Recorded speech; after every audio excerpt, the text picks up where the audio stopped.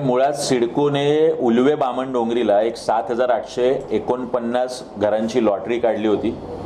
पंतप्रधान आवास योजनेतली आर्थिकदृष्ट्या दुर्बल घटकातील लोकांसाठी लॉटरी काढून सुद्धा घरांच्या किमती मात्र 35 लाख रुपये, ज्या सर्वसामान्यांना परवडणाऱ्या नव्हत्या, ज्याचे वार्षिक उत्पन्न मर्यादा फक्त 3 लाख होती। ही सगळी मंडळी आली। आदरणीय राजसाहेब ठाकरे यांनी या विषयात पुढाकार घेतला। मनसे नवी मुंबईने यात आंदोलन केलं। मुख्यमंत्र्यांकडे या विषयासंदर्भात दोनदा बैठक झाली आणि काल परवा ही आनंदाची बातमी आली की 35 लाखावरून घरांच्या किमती या 27 लाख रुपये ठेवण्यात आल्या। निश्चितपणे हा आमच्यासाठी खूप आनंदाचा क्षण आहे आणि सिडको आणि सिडको सोडतधारकांच्या पूर्ण इतिहासात हा प्रचंड मोठा असा ऐतिहासिक निर्णय। मी आदरणीय राजसाहेब ठाकरे आणि मुख्यमंत्र्यांचे सुद्धा सिडको सोडतधारक यांच्या वतीने मनापासून आभार मानतो, सिडको एमडींचे आभार मानतो।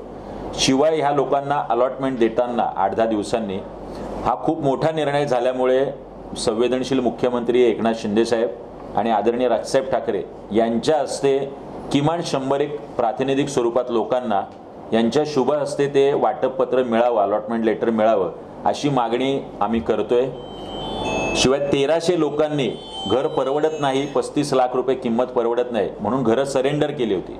या 1300 लोकांना सुद्धा परत एकदा या योजनेअंतर्गत संधी मिळावी आणि त्यांना घरापासून वंचित ठेवू नये अशी सुद्धा मागणी आम्ही आज या माध्यमातून करतोय।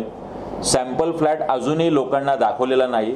तो सॅम्पल फ्लॅट लवकरात लवकर लोकांना जर दाखवला तर ते स्वप्नातलं घर कसं असणार आहे ही गोष्ट स्वतः सिडको सोडतधारकांना पाहायला मिळेल।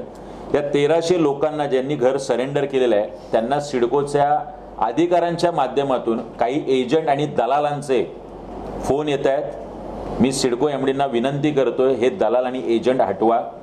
कुठल्याही पद्धतीने 2-2, 2.5 लाख रुपये मागितले जात आहेत लोकांकडून, जे अत्यंत सर्वसामान्य आणि गोरगरीब लोक आहेत।